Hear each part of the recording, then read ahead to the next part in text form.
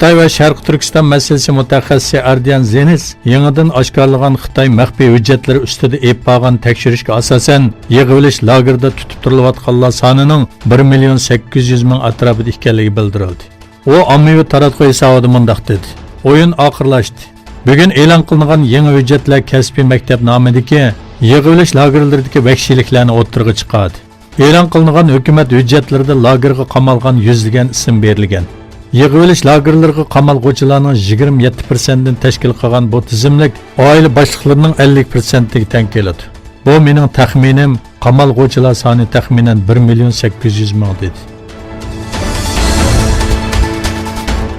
Sharq Turkistondagi Xitoy zulmi haqida to'xtalgan Abdusalom Taklimakan Qur'oni Karim o'qiganligi uchun turmaga kirgan do'stlarimiz bor dedi. Sharq Turkiston yangi nasl harakatining raisi Abdusalom Taklimakan Sharq Turkistondagi zulmlar haqida so'zlar ko'shigi nomli YouTube kanalining ziyoratini qabul qildi.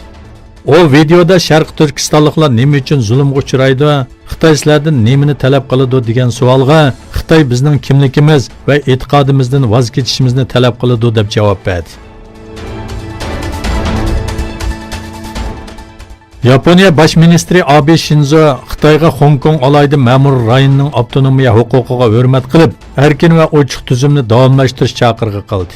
Yaponiya Kido agentligining xabar qilishicha, kabin sekretari Suga Yoshihide Yaponiya Bosh ministri Abening Xitoy tashqi ishlar ministri Wang Yi bilan bo'lgan uchrashish haqida bayonot e'lon qildi. O Bosh ministr Abening Hong Kongning bir davlat ikki xil tuzum prinsipi ostida taraqqiy qilishiga ruxsat qilinishi hamda erkin va ochiq bir siyosiy sistemaning davomlashtirilishini ta'kidlaganligini bildirdi. Yer shari vaqt gezining ismini oshkorlamagan Xitoy hukumatiga yaqin manbalardan naql qilib bildirishicha, Xitoy va Amerika birinchi bosqichlik savdo kelishimi imzolashga oz qolgan.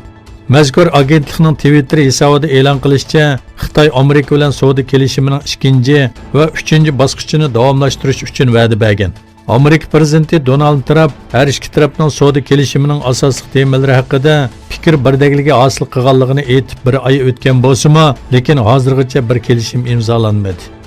Reuters agentligi o'tgan haftadagi bir xabarida savdo mutaxassislari va Amerika hukumatiga yaqin kishilarning savdo kelishimining tunji bosqichining kelar yilgacha so'zilib ketishi mumkinligini aytganligini bildirgan edi. Anqara valiligi havo mudofaa sistemasi qurilishi doirasida poytaxt osmonlarida F-16 aeroplanlarining yuqori va tuvan bo'shliqda uchish bo'lganligini bildirdi. Uchish aeroplanlarining uchish saviyasining S-400 havo mudofaa sistemasi uchun ta'lim-tarbiya faoliyatlarini o'z ichiga olganligini bildirdi.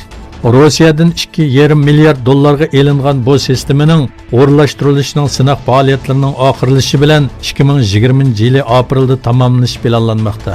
Amerika Turkiya setib olgan bu sistemaning NATO mudofaa sistemasi bilan mos kelmaydiganligini aytib, Turkiyani F-35 turidan chiqarib o'tgan edi. Germaniyaning Dresden shahriga joylashgan Yevropaning eng qadimiy muzeylaridan biri bo'lgan Gronash Gewölbe muzeyiga o'g'ri kirdi.